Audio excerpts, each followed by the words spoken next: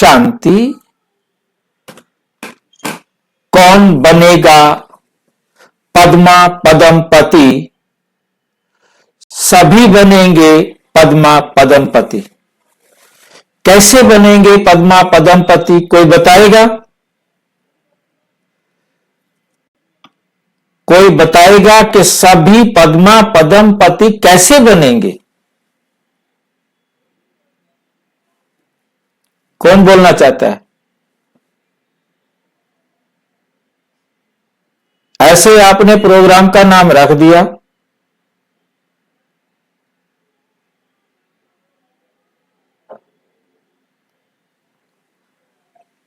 कोई नहीं बता सकता। पदम अर्थात कमल फूल समान न्यारा। कर्म हमारे खाते में जमा हो। जितने हमारे पदम कर्म न्यारे और प्यारे रूहानी स्थिति में हमारे खाते में जमा होंगे, उतना हम धनी हैं।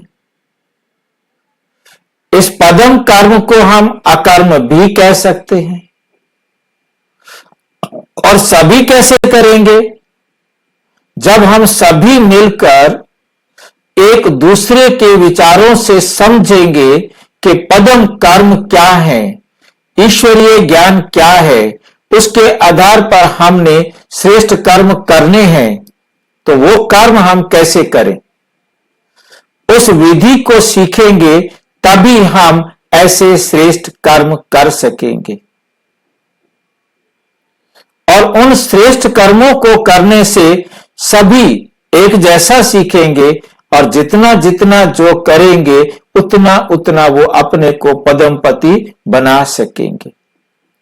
उसके लिए जरूरी है कि बाबा के ज्ञान की एक एक बात, एक एक आज्ञा हमें समझ में आ जाए।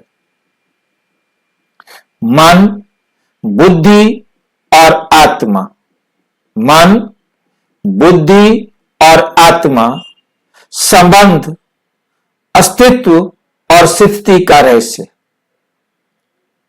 आज का जो विषय हमारा, क्या मन, बुद्धि और आत्मा, इन तीनों के बारे में हमें जानना है। और फिर इनका संबंध क्या है, इनका अस्तित्व क्या है और इनकी स्थिति का रहस्य क्या है, हमने उन गुह्य बातों को आज समझना है।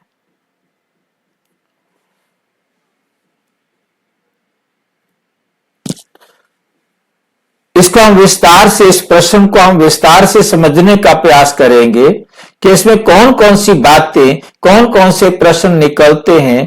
मन, बुद्धि, आत्मा से कोई अलग चीज है क्या? मन, बुद्धि, आत्मा से कोई अलग चीज है? यदि है तो उनका क्या अस्तित्व है? यदि मन, बुद्धि, आत्मा से कोई अलग चीज है, अलग कोई चीज है यदि, तो उनका क्या अस्तित्व है?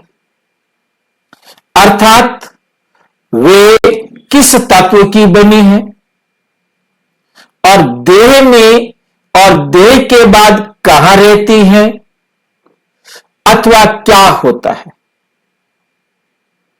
देह में और देह के बाद कहां रहती है अथवा क्या होता है? ये हमारा इस विषय के अंदर हमें इन सब बातों को अच्छी तरह समझना है। देह में और देह के बाद कहां रहती है, इन सब बातों को आज हम इस विषय के अंदर समझने का प्रयास करेंगे। मन, बुद्धि का अस्तित्व, मन, बुद्धि का अस्तित्व और स्वरूप। हम मन के बारे में जानना चाहें तो कोई हमें बताएगा कि मन का स्वरूप क्या है, मन किसे कहते हैं? कौन बताना चाहता है मन के बारे में? जो संकल्प करता है भाई जी। जो कौन संकल्प करता है? मन संकल्प करता है। मन संकल्प करता है। मन जो है वो संकल्प करता है। मन का कार्य आपने बताया कि संकल्प है। और मन के बारे में कौन बताएगा?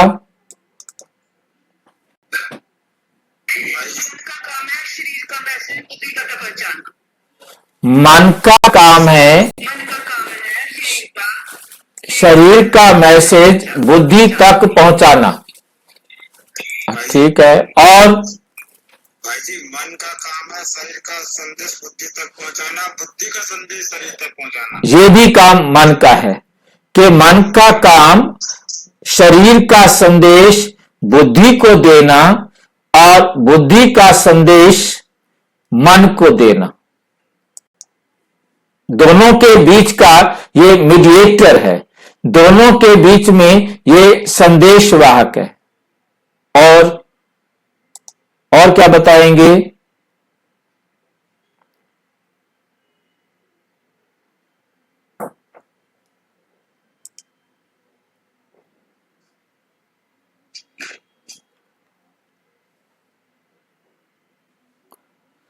और कुछ बताएंगे मन के बारे में?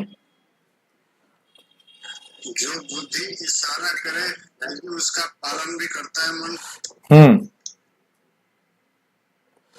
भाई जी संस्कार के हिसाब से मन में विचार आते हैं, संकल्प आते हैं। संस्कार के आधार पर मन में संकल्प आते हैं, विचार आते हैं। भाई जी संस्कार के हिसाब से तो बुद्धि में आते हैं भाई जी, बुद्धि निर्णय करती है।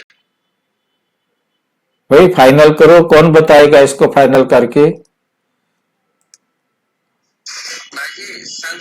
संस्कार में जो है ना उसके अंदर विचार नहीं होता, बाकी जो नया होता है उसके लिए विचार करना पड़ता है, बुद्धि चलानी पड़ती है। जो संस्कार होने वाले है ना उसको डायरेक्ट मन की तरफ जाता है, बुद्धि में नहीं जाता बाद में। जी भाई जी कुछ संस्कार से हटके भी आता है, कुछ हमारे जरूरतें, कुछ स्थिति परिस्थिति, तो उस पर फिर मनन चिंतन करता है ना। चलो देखते हैं, अब हम इसको हम स्पष्ट समझने का प्रयास करते हैं कि आखिर ये आत्मा है तो क्या है, मन बुद्धि संस्कार है तो क्या है। तो अभी हमारे पास हमारे आत्मा के अंदर 3 सूक्ष्म शक्तियां हैं। आत्मा के पास ये 3 जो है ना क्या है, सूक्ष्म शक्तियां हैं। एक है हमारा ये मन, ये हम देख रहे हैं, ये आत्मा की सबसे पहली सूक्ष्म शक्ति है मन। आत्मा की 3 सूक्ष्म शक्तियों में मन जो है ये है सबसे पहली शक्ति। तो मन के अंदर लहरें दिखाई हैं। मन का काम आपने बताया, मन का काम है संकल्प करना, और ये संकल्प क्रिएट करता है कहां से? जो भी बॉडी से संदेश आता है, शरीर से जो भी मैसेज आता है वो ये मन अपने में क्रिएट करता है और ये बुद्धि के पास ले जाता है। इधर ये है शरीर, इधर हम देख रहे हैं ये है हमारा शरीर। शरीर के अंदर इस आत्मा का स्थान कहां पर है यह हमें समझ में आ रहा है। ये आत्मा यहां दोनों आंखों के बीच में भ्रुकुटी के सेंटर पर रहती है, और यहां से भी 3-4 इंच अंदर जहां हमारी रीढ़ की हड्डी के ऊपर ये खोपड़ी टिकी हुई है वहां इस आत्मा का स्थान है सेंटर में। तो वहां पर आत्मा जो भी संदेश शरीर से आता है इस रीढ़ की हड्डी से शरीर ब्रेन में आता है, और वहां यह आत्मा मैसेज को रिसीव करती है, और ये जो आउटर लेयर है मन, ये वो संदेश लेता है और बुद्धि तक पहुंचाता है। ये दूसरी जो शक्ति है हमारी, ये है बुद्धि। दूसरी सूक्ष्म शक्ति आत्मा के पास बुद्धि, और तीसरी सूक्ष्म शक्ति है संस्कार। ये 3 सूक्ष्म शक्तियां आत्मा के अंदर हैं। इन तीनों के साथ ही आत्मा है। इन तीनों के बिना आत्मा का कोई अस्तित्व नहीं। यह आत्मा से अलग नहीं, आत्मा इन तीनों को ही मिलाकर कहा जाता है। ये तीनों को हम अलग नहीं कर सकते कि मन को अलग कर दे या बुद्धि को अलग कर दे या संस्कार को, इनके काम अलग अलग हैं, परंतु ये तीनों ही एक साथ आत्मा कहलाती हैं। ये तीनों एक साथ आत्मा कहलाती हैं। तो मन का काम हमें समझ में आया कि ये बुद्धि का फैसला शरीर से कराता है और शरीर का संदेश बुद्धि तक पहुंचाता है। मन का काम है बुद्धि और शरीर का एक मीडिएटर है, एक बिचौलिया है, जो दोनों की बात एक दूसरे से बदल करके बताता है, समझा करके समझ करके समझाता है, उसकी बात उसको और उसकी बात उसको। और मन इस शरीर को चलाता है बुद्धि के आदेश पर। यह हम कह सकते हैं कि मन बुद्धि के आदेश पर इस शरीर को चलाता है। जो कुछ भी करना है बुद्धि मन को बताएगा, मन मंत्री सारे काम करता है, मन मंत्री सारे काम करता है और यह आज्ञाकारी मंत्री है, आज्ञाकारी सेवक है। यह अपनी बीच में कोई भी बात नहीं रखता, ना जोड़ता है और ना घटाता है। जोड़ेगा भी घटाएगा भी तो बुद्धि जोड़ेगा, बुद्धि घटाएगा। रोकना चाहेगा तो बुद्धि रोक सकता है, आखिरी सेकंड पर रोक सकता है तो रोकेगा, और नहीं रोक सकता तो हो गया एक्शन, तो फिर कुछ भी नहीं हो सकता है। तो हमें समझ में आया है मन के बारे में, इन बुद्धि का अस्तित्व क्या है और स्वरूप क्या है। अब हम इनके स्वरूप को भी समझना जरूरी हो जाता है। मन, बुद्धि और आत्मा के हम स्वरूप, संस्कार के स्वरूप को भी समझेंगे। तो इसके लिए हम देख रहे हैं, मतलब ये जो है ना, आत्मा का एटम के साथ आत्मा को कंपेयर किया गया है। ये स्वरूप में आता है कि जो बाहर रिंग दिखाई दे रहे हैं ये आउटर रिंग है, ये आउटर जो कवर है इसका, उसके अंदर ये इलेक्ट्रॉन घूमते रहते हैं, जिससे न्यूट्रॉन और प्रोटॉन अंदर सुरक्षित रहते हैं। तो न्यूट्रॉन और प्रोटॉन के बाहर ये इलेक्ट्रॉन होता है। इलेक्ट्रॉन इस बॉडी के संपर्क में आता है और इस बॉडी से मैसेज लेकर बुद्धि के पास पहुंचाता है और बुद्धि का मैसेज शरीर से करवाता है। तो अंदर जो है ना, अपना रेड कलर को हमने बुद्धि कहा है और ब्लू कलर को हमने संस्कार कहा है। तो ये बुद्धि और संस्कार ये अंदर होते हैं। तो इन तीनों का आपस में एक इस प्रकार का स्वरूप बन जाता है। एटम को हम मोटे रूप से देखना चाहें तो किसी भी दाल को देख सकते हैं, उसके अंदर दो दाने होते हैं, ऊपर एक कवर होता है। ऐसे ही आत्मा जो इन आंखों से नहीं देखी जा सकती, उसकी भी संरचना लगभग इसी प्रकार की होती है, परंतु हमने उसको बना नहीं सकते, हम उसे देख नहीं सकते। ये केवल ज्ञान से, बुद्धि से समझ सकते हैं बस। बाकी हम उसको चित्र बनाना चाहे तो नहीं बना सकते। ये चित्र भी सिर्फ हमने आपको समझाने के लिए बड़ा बनाया है। बाकी आत्मा ऐसा कोई चित्र की तरह होती नहीं है। ये बात अपनी बुद्धि में रखना है, ये सिर्फ समझने के लिए बनाया गया है। और जहां यह आत्मा रहती है वहां पर तीनों पीनियल, पिट्यूटरी और हाइपोथैलेमस, ये तीन ग्लैंड्स होती हैं। पीनियल, पिट्यूटरी और हाइपोथैलेमस। ये हाइपोथैलेमस है जो येलो कलर में आपको दिख रहा है, और उसके नीचे थोड़ा डार्क येलो में पिट्यूटरी है और बैंगनी कलर में पीनियल ग्लैंड्स है।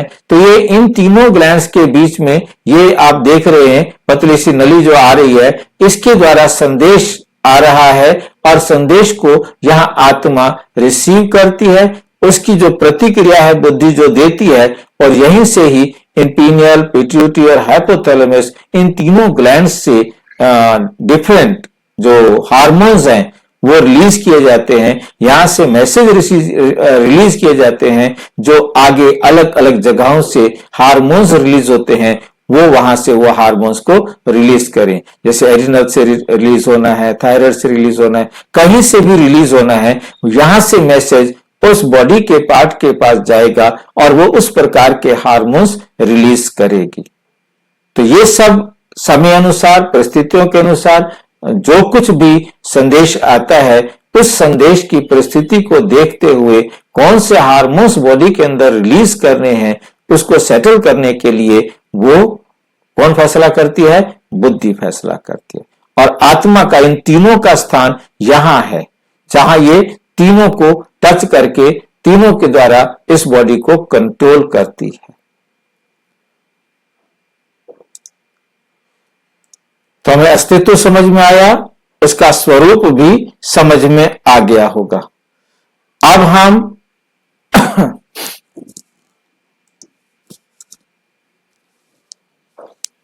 मन, बुद्धि, आत्मा से अलग कोई स्वतंत्र चीज नहीं है। यह हमें समझ में आ गया कि मन और बुद्धि आत्मा के अंदर है, संस्कार भी आत्मा के अंदर है, इससे अलग उनका कोई अस्तित्व नहीं है।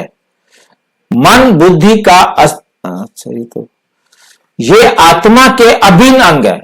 मन, बुद्धि और संस्कार ये आत्मा के अभिन्न, मतलब हम उनसे अलग करना चाहें तो अलग नहीं कर सकते। और उसकी कार्य शक्तियां, आत्मा जो कार्य करने हैं, ये उनका कार्य करने वाली क्या है? शक्तियां हैं। यहां तक किसी को कोई बात स्पष्ट ना हुई हो तो पूछे। स्पष्ट है? कोई डाउट है तो पूछो। चले आगे। हाँ जी,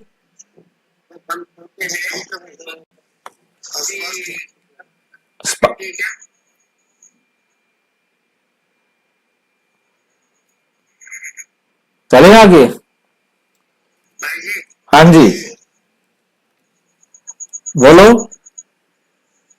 जब हम सोते हैं हमारी बुद्धि काम करना बंद कर देती है क्या?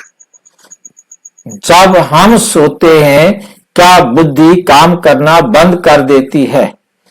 ऐसा है कि मन चाहे कभी भी कोई भी मैसेज बुद्धि को देना चाहता है तो बुद्धि एक्टिव होती है। जब तक मन कुछ भी नहीं कहेगा तो बुद्धि विश्राम करती है। और जब वो सब कॉन्शियस माइंड में होती है तो उस समय वो जागृत अवस्था में होती है। सोए हुए को भी यदि मन कोई भी संदेश देगा, मान लो आपने किसी व्यक्ति को चोटा है या किसी जीव ने काटा है, तो उस काटने का मैसेज मन के पास आएगा। मन अलर्ट बैठा है और तुरंत बुद्धि अलर्ट हो जाती है। तुरंत वो बुद्धि को आदेश देता है और तुरंत बुद्धि ऑर्डर करती है कि पैर को पीछे करो। सोया हुआ व्यक्ति भी यदि कोई काटेगा तो उसको तुरंत बुद्धि से ऑर्डर मिलता है, इतना फास्ट ऑर्डर मिलता है कि पैर पीछे हो जाता है। किसने दिया ये ऑर्डर? ये ऑर्डर बुद्धि ने दिया। और मन, हालांकि उस समय उसने पूछा नहीं बुद्धि से, बुद्धि का पास किया हुआ ऑर्डर है कि यदि कोई भी चीज बॉडी को टच करती है और वो मतलब गलत है तो तुरंत अपने आप को पीछे करो। और यदि समझ, उसके बाद बुद्धि कहती है कि इसको हिट करो, वो अगले एक्शंस लेने के लिए बुद्धि फिर ऑर्डर करती है कि अब क्या करना है। पहला एक्शन मन अपने आप ले लेता है क्योंकि वो संस्कार बना हुआ है, वहां बुद्धि से नहीं पूछा। परंतु आगे जो होने एक्शन, तब तक बुद्धि को वो एक्टिव हो जाती है और वो बुद्धि से पूछता है कि हाँ जी अब आगे क्या करना है, मैंने ये कर दिया, आगे क्या करना है। हाँ जी, तब तो मूड भी तो सो जाता है क्योंकि उस टाइम तो हमें कोई सेंस नहीं रहता है। सेंस कैसे नहीं रहता है? मूड भी तो सो जाता है ना उस टाइम। भाई ये मन ऐसा नहीं है कि जो सो गया, ये आत्मा का जो है ना एक बॉडी के साथ कंबाइंड है, बॉडी के साथ अटैच्ड है, और बॉडी का जो भी मैसेज ब्रेन में आएगा तब एकदम एक्टिव होगा। वो बात अलग है कि सोया हुआ है परंतु वो जागृत होने में कोई देर नहीं लगती। अब सोए हुए व्यक्ति को कोई तलवार मारे तो मार दे, अब आंखें कोई संदेश दे नहीं रही हैं, कान कोई संदेश दे नहीं रहा है, स्पर्श जब तक नहीं होगा, और बॉडी को किसी ने स्पर्श किया और वो स्पर्श भी जैसे ही स्पर्श करेगा तो सीधा संदेश मन के पास पहुंचेगा। किसने स्पर्श किया? जब स्वप्न देखते हैं तो बुद्धि निर्णय करती है कि नहीं करती? कब? जब सोते हैं, स्वप्न गिरते हैं तो मैं देखिए, स्वप्न आत्मा देख रही है, संकल्प भी मन और बुद्धि में ही चल रहे हैं, ठीक है क्या नहीं? मन मैक्सिमम जो है ना स्वप्न देख रहा है, बुद्धि जो है ना उसके क्रिएट कर रही है, पिक्चर को क्रिएट कर रही है, विजुलाइज कर रही है। ये सब मन और बुद्धि के द्वारा ही स्वप्न देखा जाता है। स्वप्न देखने वाला कोई और नहीं है। बुद्धि निर्णय करती है क्या नहीं बोल रहा मैं? हाँ, बुद्धि क्यों नहीं निर्णय करती है? अब जैसे कि मैं कोई गाड़ी चला रहा हूं तो मेरे पैर को किसने कहा कि तुम आगे दबाओ, आगे नहीं जा पा रहा है, पैर ब्रेक नहीं लग पा रहा है, कुछ काम नहीं हो पा रहे हैं, तो शरीर नहीं कर पा रहा है, पर तो बुद्धि तो अपनी तरफ से ऑर्डर कर रही है ना, तो बुद्धि फैसला कर रही है तभी तो शरीर उधर जा रहा है। कपड़ा फाड़ देता है दर्जी, कपड़ा बेचने वाला अपनी चद्दर फाड़ कर कहता है ये ले 1 मीटर। मतलब कहने का है कि वो किसने कराया, हाथ किसने चलवाए? बुद्धि ने मन को आदेश दिया तभी तो शरीर ने उसको काटा। सपने में भी मतलब बुद्धि यदि मन को कोई आदेश करे तो मन वो करेगा।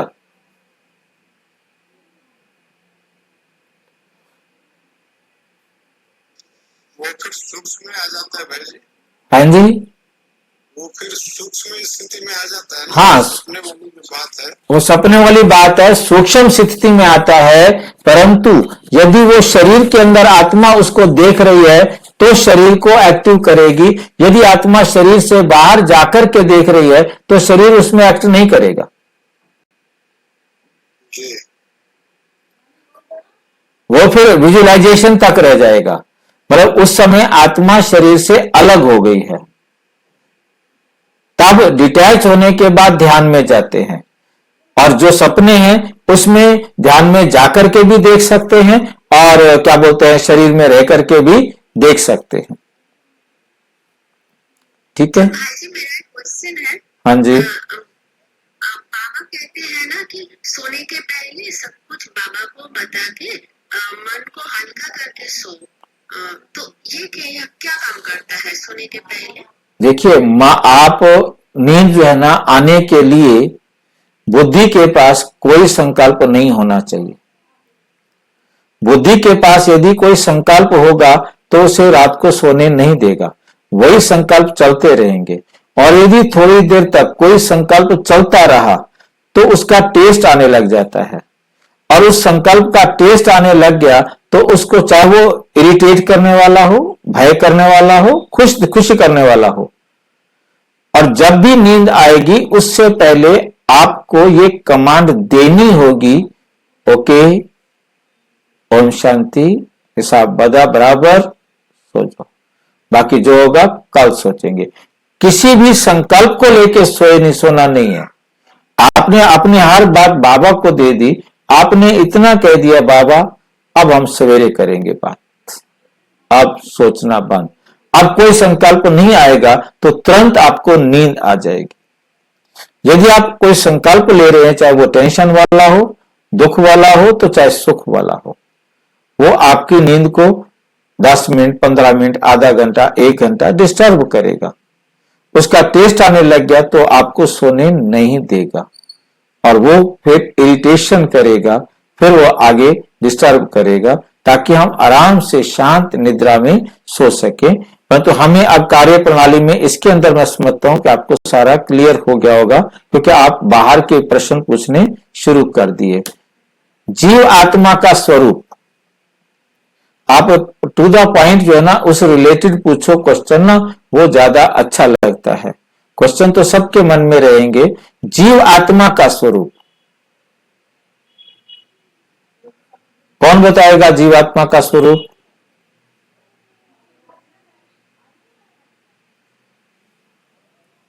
जो 5 तत्व से बना हुआ शरीर है वही जीवात्मा का स्वरूप है। जो 5 तत्वों से बना हुआ शरीर है वो क्या कहलाता है? ये पांच तत्वों से बना हुआ शरीर है, आप इसे क्या कहेंगे? ये रहा, ये 5 तत्वों से बना हुआ शरीर है, इसको क्या कहोगे? इसे सिर्फ जीव कहेंगे, ठीक है? जब इस शरीर में, इस जीव में आत्मा जमा होगी तो इसे क्या कहेंगे? जीव आत्मा। स्पष्ट हुआ? ये तब कहलाती है जीव आत्मा। इस जीव आत्मा में से आत्मा निकल जाए तो ये क्या कहलाएगा? शरीर। इस शरीर को कहेंगे बिना आत्मा के शरीर। बिना आत्मा के शरीर, बिना आत्मा के शरीर को जीव कहा जाता है और आत्मा सहित शरीर को सजीव कहा जाता है, ठीक है? आत्मा सहित जीव को सजीव कहा जाता है और आत्मा रहित जीव को निर्जीव कहा जाता है। यह बात हमें बहुत अच्छी तरह से समझ लेनी है। तो जीव आत्मा, आत्मा और शरीर दोनों मिलकर इस संसार में अपना पार्ट बजाते हैं, इसे कहा जाता है जीव आत्मा। ठीक है, यह है जीव आत्मा और यह है आत्मा और यह है जीव। ठीक है,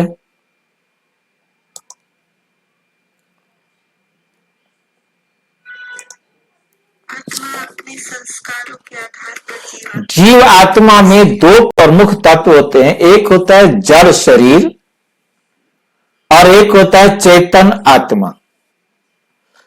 चेतन आत्मा और जड़ शरीर ये दोनों मिलते हैं तो उसे जीव आत्मा कहा जाता है।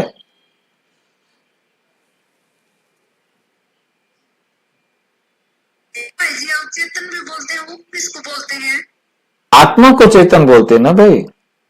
अवचेतन मन बोलते हैं। अवचेतन, अवचेतन, अर्धचेतन, अवचेतन और अर्धचेतन एक ही बात होता है। ठीक है कि नहीं? अर्धचेतन जो है ना, मन, बुद्धि और संस्कार चेतन आत्मा के हिस्से हैं।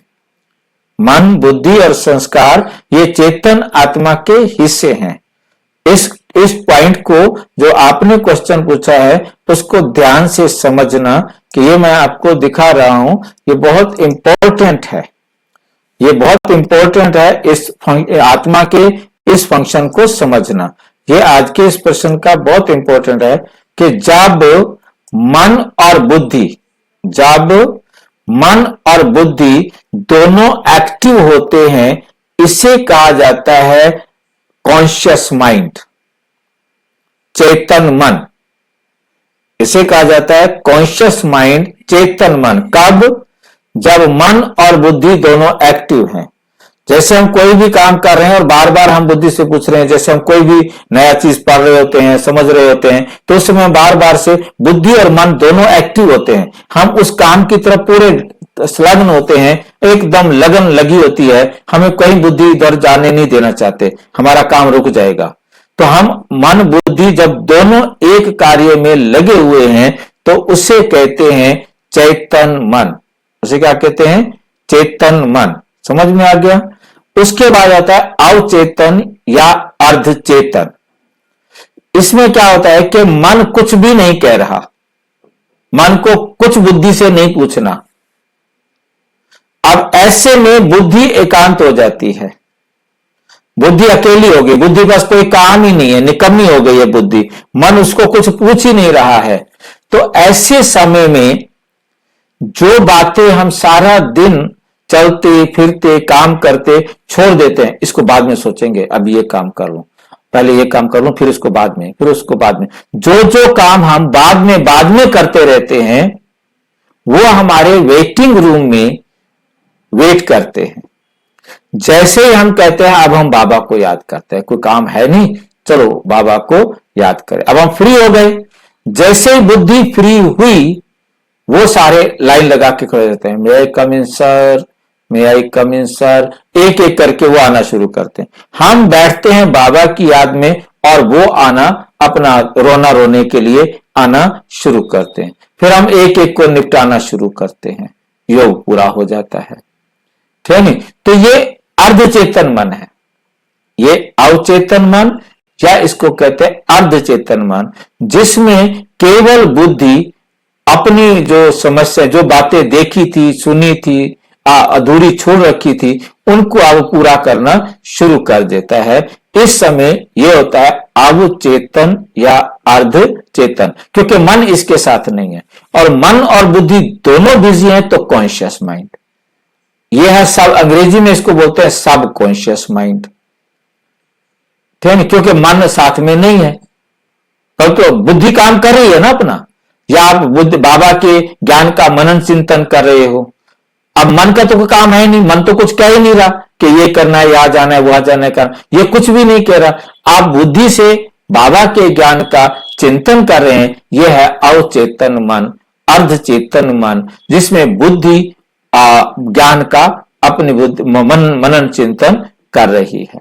अब मन का तो उसमें रोल ही नहीं है ना, संस्कार का रोल है, वो तो हमेशा रहेगा। अच्छा, एक होता है अचेतन मन, अचेतन याद रखना है, जिसको बोलते हैं अनकॉन्शियस माइंड। अनकॉन्शियस माइंड में क्या होता है कि मन बुद्धि से कुछ भी नहीं पूछ रहा, बुद्धि जो है वो अर्धचेतन हो जाती है, परंतु मन बुद्धि को नहीं पूछ रहा है और कर्म करता जा रहा है, उसे कहते हैं अचेतन मन। अचेतन मन,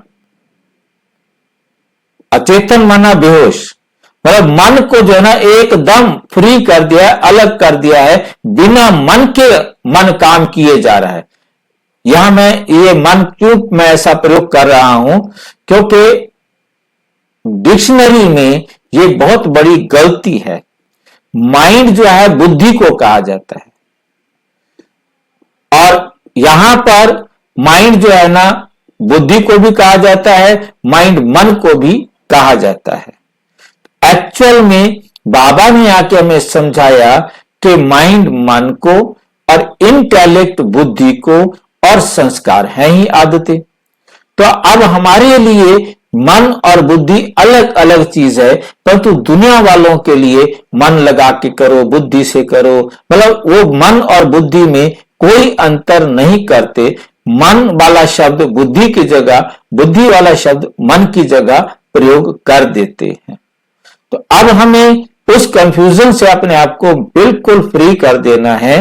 मन अलग चीज है, बुद्धि अलग चीज है, संस्कार अलग चीज है, और जब अकेला मन संस्कारों के आधार से ऑटोमेटिक काम करता चला जाता है, उसे बोलते हैं अचेतन मन। समझ गए होंगे, ये तीन होते हैं, कॉन्शियस माइंड, सब कॉन्शियस माइंड, अनकॉन्शियस माइंड। चेतन मन, अवचेतन मन, अर्धचेतन मन, एक ही बात है, और लास्ट है अचेतन मन। ये तीन प्रकार से इनका मन का आपको समझ में आ गया होगा कि किस प्रकार से इनका कार्य चलता है।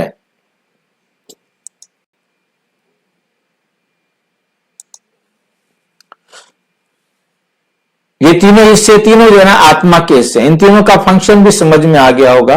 कोई फंक्शन किसी को नहीं समझ में आया हो तो वो पूछ सकता है, ताकि हम इसको आगे चलेंगे। मन बुद्धि की प्रकृति, मन और बुद्धि का क्या नेचर है, कैसे काम होता है। जड़ या चेतन का प्रश्न, पहला प्रश्न है जड़ या चेतन, क्या कहेंगे, मन और बुद्धि को हम जड़ कहेंगे या चेतन कहेंगे। यदि मन बुद्धि को आत्मा से अलग माने तो ये सवाल उठता है कि वो जड़ है या चेतन, क्योंकि आत्मा मन बुद्धि से अलग है नहीं, तो ये जड़ और चेतन वाला प्रश्न उठ नहीं सकता। परंतु जो दुनिया वाले हैं उनके मन में उठता है कि भी ये जड़ है या चेतन है। मन, बुद्धि, चैतन्य आत्मा की शक्तियां हैं। इन्हें स्वतंत्र इकाई नहीं कहा जा सकता। मन को हम स्वतंत्र यूनिट के रूप में अलग नहीं कर सकते कि ये जो है ना इसमें मन है, ये इसमें बुद्धि है, ये इसमें संस्कार है। जैसे हमने चित्र में दिखाया, हम ऊपर वाले रिंग को अलग कर दे। जैसे मैंने आपको एग्जांपल दिया दाल का। अब दाल का छिलका हम अलग कर सकते हैं। दाल के 2 दल हैं अंदर, उन 2 दलों को भी हम क्या कर सकते हैं, अलग अलग कर सकते हैं। परंतु यहां हम आत्मा में से मन, बुद्धि और संस्कार, इन तीनों में से किसी को भी अलग नहीं कर सकते। विनाश के समय स्थिति, जब विनाश होगा तो उस समय इनकी क्या स्थिति होगी। आत्मा अमर और अविनाशी है, यह हम सारे जानते हैं। जब विनाश होगा तो आत्माएं कहां जाएंगी, परम धाम। विनाश के समय मन, बुद्धि आत्मा के साथ रहती हैं, क्योंकि अंत के आत्मा के गुण धर्म है, क्योंकि ये आत्मा के गुण धर्म है। ये चाहे विनाश हो चाहे कुछ भी हो, आत्मा जब यहां से परम धाम जाएगी तो संस्कार आत्मा के साथ ही जाएंगे। संस्कार आत्मा के साथ ही जाएंगे। मन एक्टिव तब होता है जब आत्मा शरीर में होती है, और बुद्धि हर वक्त एक्टिव रहती है। जब आज शरीर नहीं है तो बुद्धि ही अपने आप जहां जाना है, जो करना है, फिर बुद्धि अपने आप सेल्फ डिसीजन लेती है, सेल्फ निर्णय लेती है। फिर वो मन को नहीं कहती कि बीच में आओ। फिर यदि जरूरत हो तो मन को रखते हैं, नहीं तो नहीं। तो हमें समझ में आया कि आत्मा जीवन में मन, बुद्धि की भूमिका, यह हमने अभी समझा है। जीवन में मन, बुद्धि की क्या भूमिका है। अब जैसा जीवन के उत्थान व पतन पर इसका प्रभाव पड़ता है, चाहे जीवन का उत्थान करना हो तो चाहे जीवन का पतन करना हो, इन तीनों के द्वारा होता है। क्योंकि हमारे जो संस्कार हैं वो हमारे उत्थान को दिखाते हैं, वही हमारे पतन को दिखाते हैं। उस संस्कारों को बनाने में, परिवर्तन करने में जो कार्य करते हैं वो मन, बुद्धि, मन करता है। जो शरीर के द्वारा मैसेज आते हैं, गंदे संस्कार आए, गंदी बातें आई तो हम गंदी बातों की तरफ आकर्षित होते हैं, और जब अच्छी बातें आती हैं तो हम अच्छे संस्कारों की तरफ बनते हैं। तो जैसे हमारे संस्कार बनेंगे, हमारा संस्कार परमात्म डायरेक्शन पर बनेगा तो हमारी चलती कला होगी। और जब हम पतित मनुष्य की तरह अपने आप में पतित और गंदे कर्म करते जाएंगे तो नेचुरल और पतित होते जाएंगे। तो पतन का भी और उत्थान का भी, दोनों का आधार हमारा क्या है, जीवन। जीवन का उत्थान और पतन। जीवन कब है, जब मन और बुद्धि दोनों एक्टिव हैं। जैसे ही ये अलग हुए तो जीवन खत्म।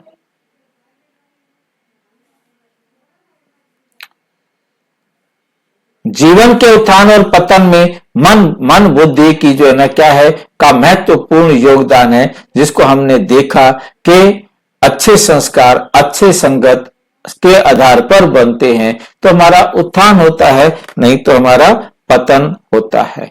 मन बुद्धि के निर्णय आत्मा के संस्कारों को प्रभावित करते हैं।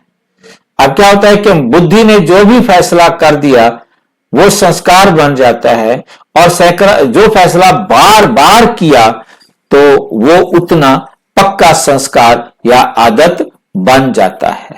क्योंकि डिपेंड करता है संस्कार बनेगा, परंतु संस्कार कितना पक्का बनेगा, जितनी बार हम उसे रिपीट करेंगे। और बुद्धि चाहे तो संस्कार में परिवर्तन भी कर सकती है, परंतु बुद्धि अकेले संस्कार में परिवर्तन नहीं करती।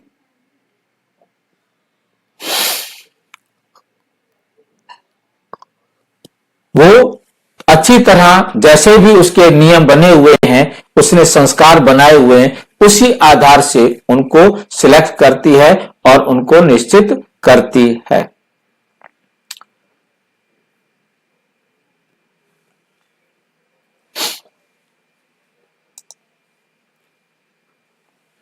पवित्र और अपवित्रता का संबंध। आत्मा को हम क्या कहेंगे? आत्मा में पवित्रता और अपवित्रता का क्या संबंध है? पवित्रता और अपवित्रता मन बुद्धि के आधार पर तय होती है। मन बुद्धि के साथ संस्कार भी लिखना है। मन बुद्धि और संस्कार इन तीनों के आधार पर। संस्कार क्यों नहीं लिखा यहां पर? इसलिए नहीं लिखा कि संस्कार तो ऑर्डर है, एक पुस्तक है, एक कानून का संविधान है। वो अपने आप में कुछ भी नहीं करता, केवल वो रिकॉर्ड है, एक संविधान की पुस्तक की तरह है, उसमें लिखा हुआ है। वो अपने आप कुछ नहीं करता, केवल तर्क वितर्क देने के लिए वो जो भी हमने कानून पास किए हैं वो उन कानूनों को बुद्धि के सामने कर देता है के आधार पर। जैसे हम किसी चीज को ढूंढना चाहते हैं, सर्च में लिखा और वो चीज तुरंत संस्कार जो है ना उस नियम को सामने लाके खड़ा कर देता है, लो जी ये नियम है। फिर बुद्धि जो है ना उसी आधार से सोच करके फैसला करती है, तय होता है। आत्मा अमर और अविनाशी है, लेकिन उसके संस्कार मन बुद्धि के निर्णयों से प्रभावित होते हैं। आत्मा अजर अमर अविनाशी है, परंतु संस्कार जो है वो मन बुद्धि के आधार पर ही बनते हैं। मन बुद्धि संस्कार के आधार पर चलती है जब तक पूरी तरह परिवर्तन नहीं होता है। बाप की शिक्षाएं और निष्कर्ष। यहां हम देख रहे हैं कि बाप से हमें क्या शिक्षाएं मिलती है, परमात्मा हमें आकर क्या कहते हैं। परमात्मा ने आकर 20 दिसंबर 1968 की रात्रि क्लास में कहा, क्या कहते हैं बाबा? बाप ने समझाया है आत्मा अमर है, कहेंगे बुद्धि पड़ती है, परंतु बुद्धि किसमें है? बुद्धि किसमें है? आत्मा में। पतित व पावन बुद्धि बनती है, आत्मा में ही मन बुद्धि है तो आत्मा ही कहेंगे ना, क्योंकि अभिन्न अंग है ना। निष्कर्ष है इसका कि मन बुद्धि आत्मा की शक्तियां हैं जो उसके निर्णय और कर्म में सहयोग करती हैं। मन बुद्धि आत्मा की शक्तियां हैं। आत्मा मन बुद्धि और संस्कार एक अभिन्न इकाई के रूप में कार्य करते हैं। इनमें किसी भी प्रकार का अलगाव नहीं किया जा सकता है। अच्छा, किसी का कोई प्रश्न रह गया हो तो पूछ सकते हैं।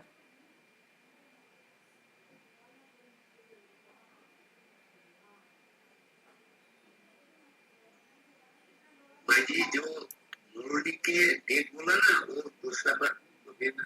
है जी, मुरली का जो डेट बोला ना अभी, यहाँ मुरली का डेट। अच्छा,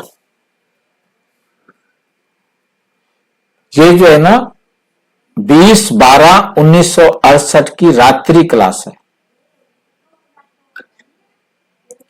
ठीक है, अच्छा। ओम शांति। और विस्तार से जानने के लिए प्रजापिता ब्रह्मा कुमारी ईश्वरीय विश्वविद्यालय के किसी भी सेवा केंद्र पर संपर्क करें। और यदि कोई प्रश्न है तो 9213106986 पर केवल टेलीग्राम करें। 9650692270 पर केवल व्हाट्सएप करें, फोन नहीं। ओम शांति।